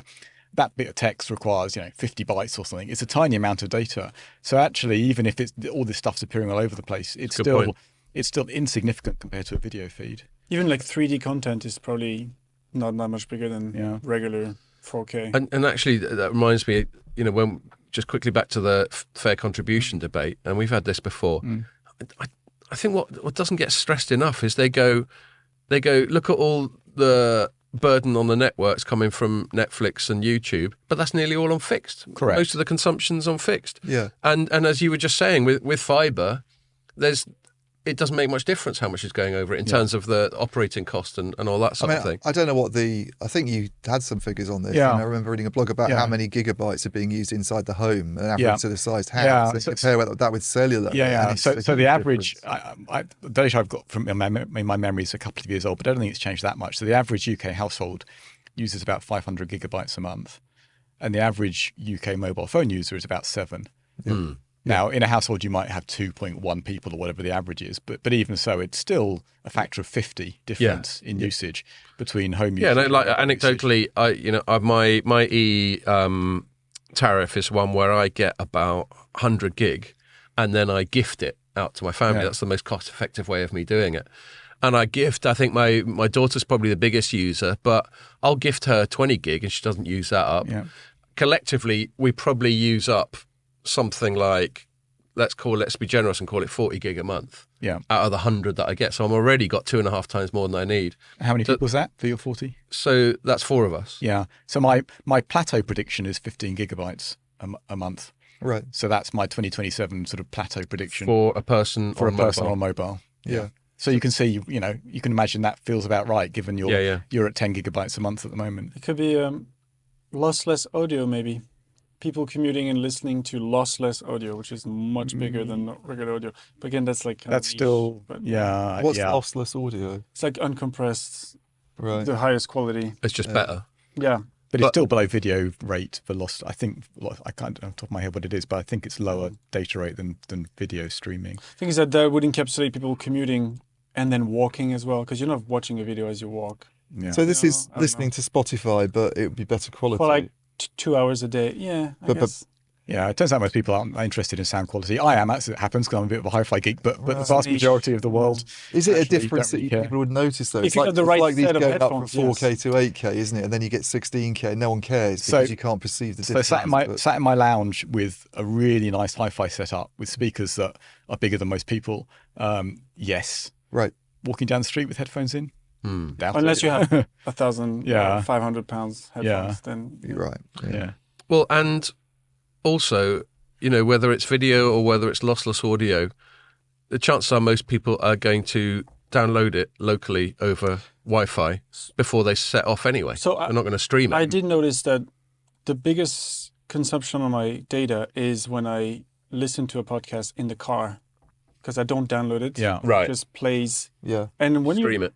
Yeah. If you're commuting for like an hour and a half, every day, it's an hour and a half of audio. Yeah. It does accumulate to that's several gigs a month. That's where mine goes when I'm running and I put a podcast on. That's probably my main data usage, I think, because I don't because my Atari is ridiculous. I mean, this is why the operators are in trouble, I guess. But I'm on an unlimited one. Yeah, exactly. I mean, it's really expensive, but I'm sort of luckily in the position that work covers it under my contract. So it's just an unlimited gigabyte service, and therefore I never worry about downloading anything. But you and our audience might not be surprised to hear that if I'm streaming when I'm running, it doesn't use up much data because my run is about 10 or 15 minutes.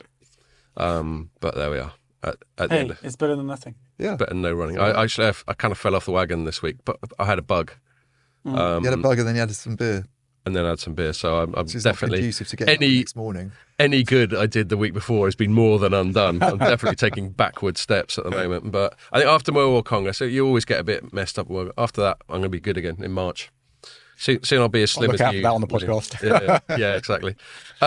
So just to wrap up this 5G one, before I'm going to invite Ian to talk about Open RAN for a fucking change. I'm just messing with him. Here's my final paragraph. I started with a quote from Fredrik Jedling, the head of networks at Ericsson. He goes, "The best way to predict the future is to invent it." I'm sure he didn't coin that phrase, but it seemed to sort of summarize where Ericsson's going with this. The sort of build it and they will come type of attitude. And so I said, he told us that at the end of our conversation. That's why Ericsson's made big bets, like its acquisition of Vonage, which is easy to conclude have been bad moves so far. And obviously just by the fact they've had to write down, half a value? Yeah. And all that sort of thing. But, I suppose they would argue if they were in here and we were going, that was a bit of a shit move, they'd go, yeah, it might be in terms of the accounting of it, the book value of it now, but it's still a good move in terms of the strategy. That would be presumably their counter argument. Anyway. He goes, but the core message from today was that the programmable network is inevitable and the best hope for the industry. When that vision will come to fruition, and even what form it will take remains unclear, but what choice is there other than to stay the course and hope for the best? So I'll just ask the two of you, we kind of covered it, but if you've got any last thoughts on that takeaway that I got from yesterday's event. I think there's lots of other options rather than just staying the course. If the course is not a very good one, then you get off it and go somewhere else. Fair enough. And I think, accept that there's not going to be wonderful data growth or lots of new apps, and double down on cost reduction, delivering good quality basic service for people that need it without spending a lot of extra money on your network. I mean, it's kind of the Ryanair approach when it was all premium airlines. There are other ways. Now, fair enough. It's possible. Of course, it's possible that some new app will emerge and things will take off again. But if I wouldn't bet on it, if I were an operator, I think that would be a risky bet to take at this point in time. Cool. Any other thoughts on that, Ian, or have we kind of covered it? Pretty much covered it, I think. Yeah. Then I'll invite you to tell us what you've been writing about Open RAN. Yeah, I mean, it's kind of related to the Ericsson stuff in a way, because the whole concept's kind of morphed and mutated, I think, beyond what it was supposed to be, really. The whole point about Open RAN was this notion that there's not enough competition in the equipment market. I think if you go back sort of 10, 15 years. You used to have companies like Nortel and Motorola in there, and it was quite a diverse market. And it had gone down to sort of three big vendors: Huawei, Ericsson, and Nokia. The last big bit of consolidation that happened, which probably wouldn't get through now, but nobody really complained about it at the time, was Alcatel-Lucent and Nokia in 2016. And then, but that was at least a mobile plus fixed consolidation. Well, they both do mobile. They both do mobile. Fair enough. I mean, Alcatel-Lucent was strong in fixed and core, and Nokia didn't have that, but they both had mobile. Okay, right. Stand corrected. So yeah, it's a bit bizarre in a way that it went through, and then 2 years later they're all sort of moaning about there's not enough supplier kind of choice. And so the idea was that you'd never be able to create an Ericsson or a Nokia from scratch. It's almost like trying to do a chip fab or something. Yeah. You know, it's just a colossal undertaking. But you did have these companies that might do like radios, obscure radio vendors, you know, that were never really able to play directly in an operator deal because they didn't have the other equipment. So because the interfaces are closed, you'd have to bring along the baseband and everything else with you. And as they're only focused on radios, their only route to market really was to go and work with an Ericsson or go and work with a Huawei or whatever.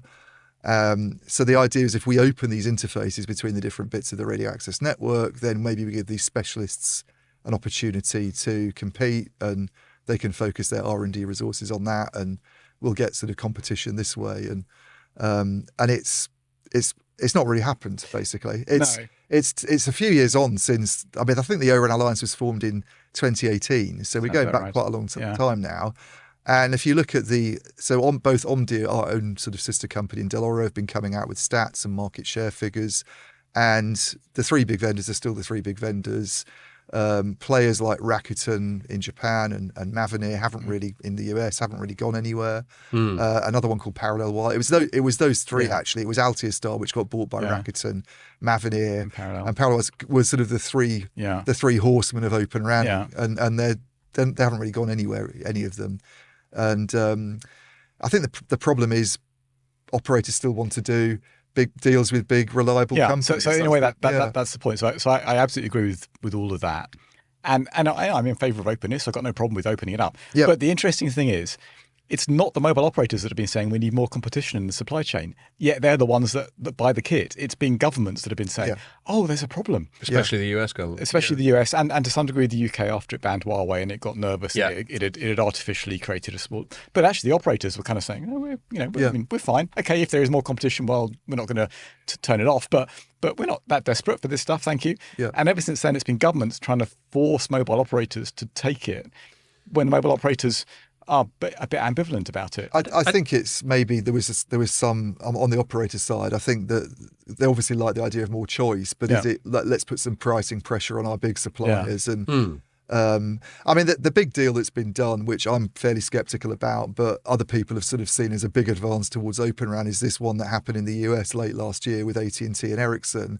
And the peculiar thing about it is that for a concept that's supposed to be about getting more competition and more vendors in the network, AT&T is now more reliant on Ericsson than it's ever been. It's basically taking out Nokia, which have used across about a third of the footprint, and moving Ericsson in there. And I mean, even Ericsson seems to concede this. There was a lot of talk at the event that we were at, and this will sort of be the angle of one of my pieces about... Okay. We used to compete on a vertically integrated basis, and an operator would look to use two or three vendors, let's say, for geographies. It's now moving to a model where it's about horizontal layers, and we need to play a different game. But the idea, obviously, from their perspective, is not to lose underlying market share. But they used this phrase a few times in the interview that I did with Frederick and Eric, as well as I think on stage, that there should be a single horizontal kind of software layer. They seem to have this view that, and this is sort of what's happened with AT&T, that they've got, instead of having two DU software vendors in Ericsson and Nokia, it's all just one layer. So you're very, very dependent on Ericsson. Now, okay, they probably say, well, we've got open interfaces, so if something goes wrong, we can sort of take it out and replace it. But it's quite hard to do. There's a huge integration job. It's not just about the interfaces. But you essentially have Ericsson in there as this single software vendor with multiple hardware vendors on top. But I mean, even that's not happening very much. It's largely Ericsson. There's Fujitsu in the mix, which I think had already done integration work with them. And the telcos, the people that you really want to listen to was people like Neil McRae when he was at BT was saying, you don't really want to increase the number of suppliers. Yes, just sprung to mind for me as well. To get more complicated and there's more cost coming in. So you've got to rely on somebody. Yeah. If you're going to rely on somebody, rely on Ericsson or Nokia, frankly. Exactly. They've got the track record and the scale to sort stuff out. Yeah. And one other question, I think we might have covered this before. If you make the point, William, that it's not like the operators are desperately upset about their choice of vendors. No. One metric for that would be the kind of margins that people like Ericsson and Nokia have. If they're absolutely huge, then that does point to a degree of market dysfunction. But I don't think they are that huge. They're very sort of wafer thin, really. I think, and they have been very bad. If you can introduce new companies, would you do it into a falling market? I mean, it's like the worst place to bring new companies in. Totally. So the market's shrinking. They're trying to bring more competition in, or they say they are with this sort of open RAN approach. But I mean, if Ericsson and Nokia are the big winners from Open RAN, then it hasn't really changed anything. It's all very well to say we've got open interfaces and we've got the option of bringing other players in, but other players won't survive or be there if everybody just carries on using Ericsson and Nokia. This is the problem. And somehow, and I think Ericsson sort of touched on this a bit yesterday, but not in a way that really made any sense to me. Somehow Open RAN is thrown into the mix of this 5G stuff that we were just talking about in the previous segment, that you need that to make it all happen, but I don't see how. I think that's very sort of, I don't know, misleading by them almost. I think they're sort of they're trying to sort of bring two things together that don't really belong together. So Open RAN doesn't change the functionality of 5G at all. In fact, that's the whole point. It's meant to be a direct replacement. You wouldn't even know that you've got Open RAN in. So functionality, no change. I mean, in the hope of the people who like Open RAN is that it might reduce the network cost a bit, because you might be able to buy cheaper RAN kit. Yep. So you might push your network cost down slightly. That's the only thing it does for you. Well, I think there's this cloud RAN, virtual RAN, which gets kind of lumped in with Open RAN, and I suppose it's sort of part of the story, but it's a slightly different thing, because you can.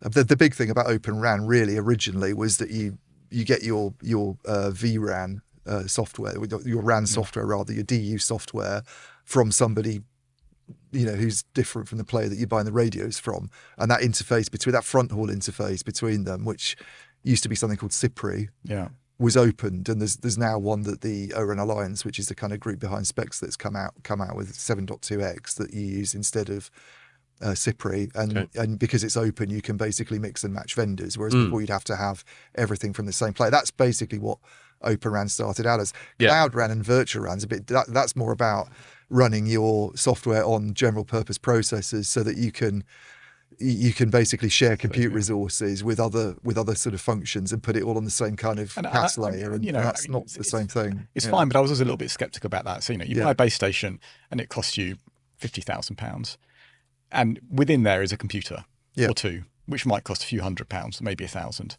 So whoopie-dee, you can strip that out and put that somewhere different to run software. You save 2% of your base station costs. I mean, if you could strip out the RF, then that would be different. But of course you can't, because that's inherent to the base station. Yep. And all you've done is effectively now got a whole load of software running somewhere else than its most logical place to run. It doesn't feel to me like a big deal somehow. No, it doesn't. I suppose that would be the if you ask people what the attraction is, it's this ability to kind of centralize some of your compute resource, take them away from the mast. I mean, 3 showed something like this off in Glasgow when I went up there the other day, this mast they've got, which is literally just the radio, and the baseband kit that you'd normally have there that does all the compute is in some data center. And it's running on general purpose equipment, which can be shared to do, in theory, to do other things as well as the radio access network. That's the kind of cost side of it. But this programmability that that Ericsson's going on about doesn't really belong in that story. I mean, if you do it on Intel processors and it's on C++ or something that you're sort of not getting rid of some of these proprietary technologies that have been used to do RAN software in the past, then in theory you open up you open it up to a community of developers that weren't there before, but it's still going to be Ericsson and Nokia who do. And I think their point is that the programmability is only made possible by this extensive cloudification. Yeah, that's where the two bits intersect for them. Which I'm not totally convinced about. I mean, the software's got to run somewhere, and wherever it runs, you can change it. So it's programmable. my phone is programmable, despite the fact that the software is running on the phone and not in some cloud somewhere. Now, it might be slightly easier if it's all in the same place, but I don't think it's a paradigm shift. I think the programmability, I kind of get, if they're saying that and referring to the network API stuff, I kind of get where they're coming from, that you can code for the features of the core network, and we can be skeptical about that. But I get what they're saying there. But to try and say there's something in Open RAN or Cloud RAN that's part of the same story, to me doesn't. I think they're mixing two things up there. I don't really get that. Yeah, that definitely goes over my head anyway. And of course, they also want edge computing, which puts the compute back the other direction. But we won't go down that rabbit hole. Yes. This is the thing. How many sites do you want? How much centralization do you do? How much distribution do you do? And no one really seems to know. And it's But and the broader point, I think, really at the moment with Open RAN for me is this. And it's a phrase that I used a couple of years ago, but it's now making its way into analyst reports. This notion of single vendor Open RAN, which is almost an oxymoron. It does defeat the object of it. It defeats the whole purpose of it. And so Del Oro, the guy who does most of the research there in this area, Stefan Pongratz, did a good LinkedIn update where he was projecting out to 2028 and saying what Open RAN will be as a kind of percentage of the market then, of the overall RAN market, but then breaking out what multi-vendor, so proper Open RAN, not just anything could be Open RAN if it's compatible with the specifications. Well, exactly. But if you're getting it all from Ericsson, it's not really. And that's where I think I noticed that quite a lot. I made a little joke with our writers when something came up that we were covering in recent weeks, and the words compatible and compliant kept coming up. And my joke was that those are great qualities in a romantic partner. But in this case, that's the caveat. This is Open RAN compliant. This is Open RAN compatible, but it's not necessarily Open RAN full. Well, whack. In a way, it shows the pointlessness of this all. That the mobile operators, as we said, don't particularly care. So they're quite happy to buy Ericsson kit. Governments, however, want to see Open RAN, and some governments only give out grants or whatever if it's Open RAN. So essentially, an operator wants to buy something that's got the Open RAN badge on it in order that they can qualify or look good. But they don't actually need Open RAN. So you end up with single vendor Open RAN, which is not Open RAN at all, really. And Ericsson's now saying that all of its kit's like Open RAN compliant, and Nokia, I'm sure, is probably saying the same thing. So in theory, you could say, forget about Huawei, which isn't active in some markets anyway. All the equipment Samsung probably says the same thing because it's very big on this. Pretty much all the equipment being sold now is Open RAN. It's 100% an Open RAN market. Well, great, but everybody's still buying all the stuff from Ericsson. So it's just cosmetic. Yeah. And there's nothing wrong with buying stuff from Ericsson and Nokia. No. It makes perfect sense for a mobile operator. So we kind of just defaulted back to the most sensible position, really, after a bit of government intervention and shenanigans around that. I mean, I guess it's nice to have I get this idea that it's nice to have the option in a way. There might be instances where and I think NTT Docomo has been doing this for ages without actually having a specification nailed down by the industry. They just asked vendors to include something that allows them to open up the front haul and use different radio vendors, because they've said there might be features that some radios have that they want to use with somebody else's software in specific zones. If you've got a specialist, the big vendors tend to focus on features that will suit the whole market. And you might get some that are in Japan who go, well, in these densely populated Tokyo cities, the functionality we've got is very, very relevant, and NTT Docomo might want to take advantage of that. But really, I just don't see it being. I think for all sorts of commercial reasons, it's not something that is going to fly, to be honest with you. And so Del Oro, I think the forecast for 2028 is possibly only 5% of the market by then will be multi-vendor Open RAN, which to me is proper Open RAN. Whereas a lot of the market will be Open RAN compliant, but what does that mean? And by the way, 5%, it's just a bit of future-proofing, basically. That's all it really. 5% in that year, I'm guessing, means 5% of RAN equipment sold that year will be correct. Will be. So the actual installed base is considerably less than that as well. Yeah. Cool. All right, Pierre, how long have we been banging on for? Hour 45. 45. I've got a tangent that I wanted to go off on, but we're nearly at 2 hours anyway, and well, actually, I'll talk about it very quickly. But it's not really discussion. I just think it's an interesting, quirky word. And so I do have a 4 o'clock stop today, I think, but. You do? Oh, yes. You got a thing. Okay. I mean, we've got 10 minutes. Well, though, I think, I might. This might be almost a monologue. Although obviously, I encourage you guys to say what you think. I wrote a story where the headline was "Blue Sky aims to reverse the enshittification of the internet." Yeah, and obviously that word, that neologism, enshittification, caught my eye. I'd never heard of it before, and it only caught my eye because I think in an interview there's this quite atypical CEO of Blue Sky, which is a new social media platform, who's this young-looking woman called Jay Graber. You expect, I don't know, I've got a certain sort of assumption of what a sort of Silicon Valley startup person looks like, and it's not her, but that's good. Yeah. And anyway, and she used that phrase, and I was thinking, okay, where the fuck's that coming from? And then I saw in the FT this guy called Cory Doctorow, and he's the person who actually coined the phrase, and he wrote a piece in the FT, which I think you read, William. Yeah. Just to sort of explaining what it was, and I'll say how I don't know how right I got it. You can tell me if you agree. William, I said in my piece I wrote, in a nutshell, Doctorow describes enshittification as the process through which an internet platform, the reason for the phrase, through which the internet platform gets shitter. Yeah. But so obviously it appeals to me because it's sweary and I like a good swear. By which an internet platform first seeks user growth by giving stuff away for free. So we can all relate to that. Something like Facebook, we all got on it, and it was free, and it was this great service. Yeah. And obviously, soon we understood that if it's free, then you're the product sort of paradigm. Then monetizes those users by charging businesses for access to them. So if we go with Facebook, let's say Facebook originally was just there for people to make friends or chat each other up or whatever.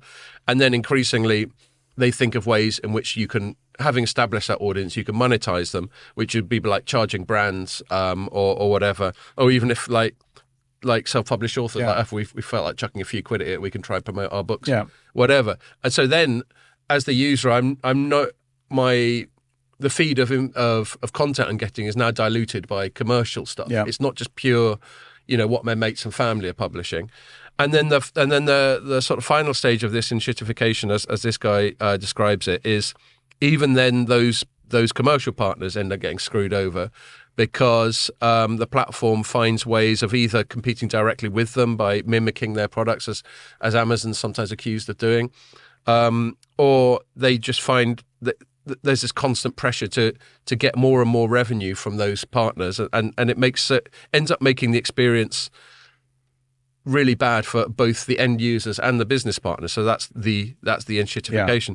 Anyway, I just thought that was really interesting, and I was wondering, well, William, especially as you read the piece, what do you think about that as a concept? Do you think it's accurate, and do you think it describes something important? I mean, my really simplistic takeaway was companies often start with lofty ideals, do no harm and all this other kind of stuff.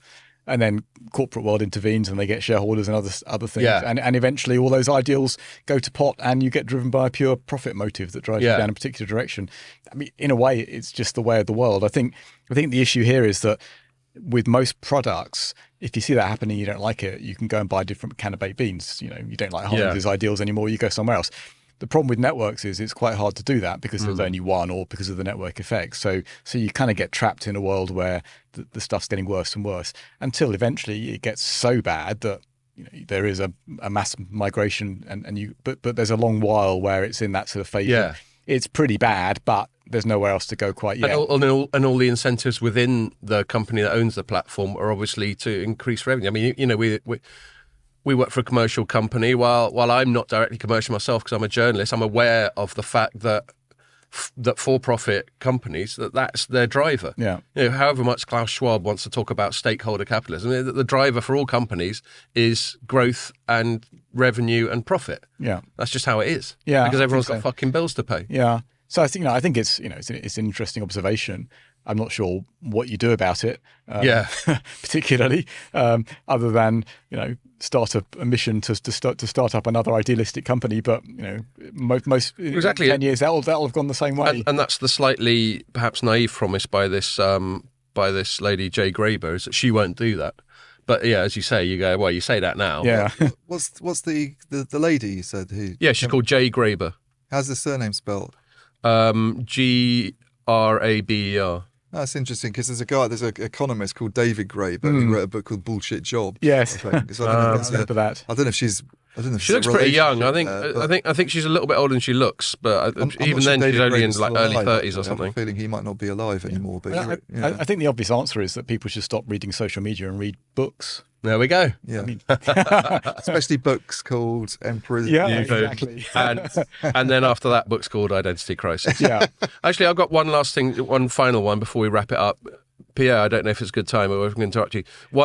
One platform that has a very captive market is Apple, but I get the impression that for most Apple users, while Apple does extract quite a lot of value from them, most Apple users are still reasonably happy, i.e. Apple's not fully enshittified its very strong position. I think it's become shitter, though. You think? I think I think it's lost some of its core principles under Tim Cook, for me. Right. I think the whole idea, I mean, his big thing was simplicity, wasn't it? Elegant design and don't overcomplicate things and don't have a billion different phones called N25 or whatever it is, the sort of things that Nokia were doing. Just have one model and call it the iPhone. I mean, they've already moved away from that by, as soon as you start doing upgrades and then you get a smaller version and a Pro and a Pro Max. And so I think they've already kind of lost some of those core ideals. And I think they've also, their reputation as innovators has suffered, I think, under Tim Cook.